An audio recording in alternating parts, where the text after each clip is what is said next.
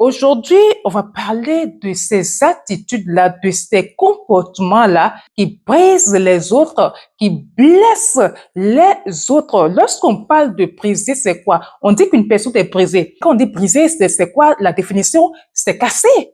Briser, c'est mettre un morceau. D'accord? Mais quand on dit qu'une personne est brisée, c'est quoi? C'est qu'on va pas toucher la personne. On ne touche pas au physique de la personne, mais on la démolit, on la casse quand même, on anéantit en elle toute envie, on anéantit cette personne-là, on anéantit les bouts de vibe de la personne, on lui enlève l'envie d'avancer et de faire des choses.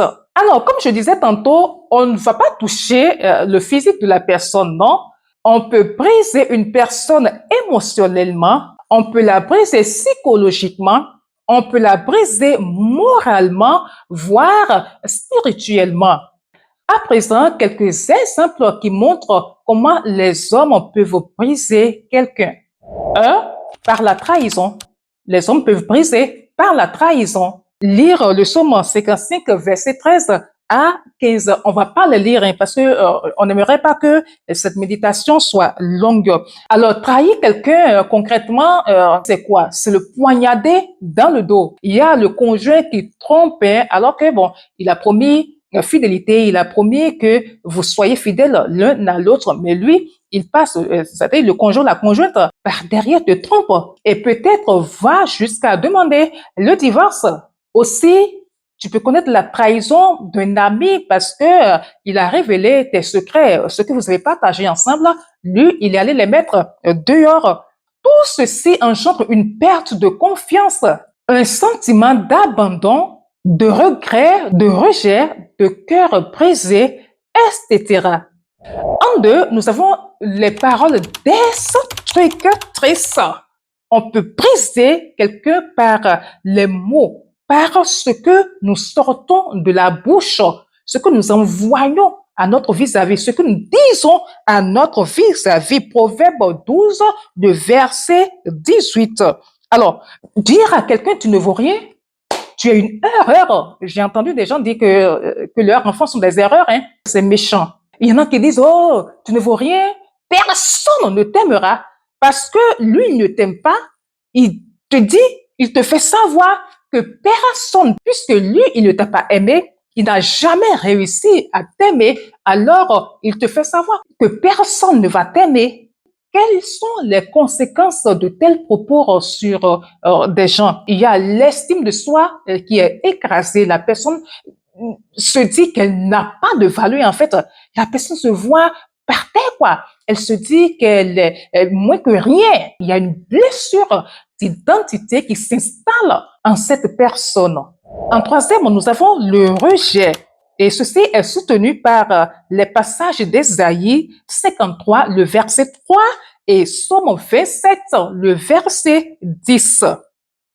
Tu es exclu d'un groupe, ou carrément c'est dans ta famille qu'on te rejette, parce que tu n'as rien, quoi. Tu n'apportes rien à la famille. Quand on va à des réunions, quand il s'agit de prendre des décisions, toi, tu n'as pas ton mot à dire parce que tu ne donnes pas, tu n'as pas de moyens financiers. Aujourd'hui, alors c'est celui qui a le moyen financier qui a le pouvoir. En fait, c'est cette personne qu'on adule, c'est cette personne qu'on met sur un piédestal, c'est cette personne qu'on respecte. Et une personne qui n'a rien de tout ça est rejetée et reléguée au second plan. Il y a aussi des gens qui sont humiliés en public. Alors, ces personnes qui vivent ces points que je viens de citer ont le sentiment de ne pas être assez bien. Pour elles, elles ne méritent pas l'amour, elles ne méritent pas l'attention. Et ce sont des blessures payantes qu'elles gardent tout au fond d'elles. En quatre, il y a la manipulation. D'accord? On peut être brisé par la manipulation ou l'hypocrisie. Le passage de Proverbe 26, 24 peut servir d'ancrage pour ce point. On te fait croire une chose pendant que l'on prépare le contraire. Vous savez, ces gens qui savent tellement mentir, je me demande comment est-ce qu'ils arrivent à le faire. On te fait croire à ceci alors que là, on est en train de faire toute autre chose là. Quand on se rend compte après qu'on a été dupé, ça fait mal. Aussi, ici, une personne peut te contrôler sous couvert de l'amour ou de la spiritualité. Vous savez, il y en a à qui on a dit de donner tout le salaire, hein, tout le salaire du mois, alors que bon, Dieu n'a rien dit. C'est parce que lui, il a un problème d'argent qu'il dit à son fils spirituel que Dieu a dit. Et comme le fils spirituel croit tellement en lui, c'est pratiquement un gourou pour lui, lui-même il donne quoi. Et c'est après qu'il se rend compte en fait que non, l'argent qu'il a donné a servi à peut-être fabriquer le portail du père spirituel en question et non pour ce qu'il a dit quoi. Donc il voit pas ce qui a été fait à l'église, mais il sent que bon, l'argent a été détourné pour autre chose. Ça fait mal. Aussi, on peut briser quelqu'un en lui demandant, en lui faisant faire des choix qui le détruisent. Comment peut-on comprendre que un conjoint, un homme avec qui tu es marié légalement, d'accord, il t'a doté, euh, mariage civil est fait devant Dieu, devant les hommes, et c'est fait. Et cet homme, un beau jour, se lève et te dit que son fantasme, c'est que tu lui permettes qu'une autre femme se joigne à vous dans votre lit pour un ébat. Comment on peut demander une chose pareille à son épouse? C'est-à-dire, la voilà dans le foyer. Elle ne peut pas partir. Ses enfants sont là. Le mari dit, voilà ce que moi je veux.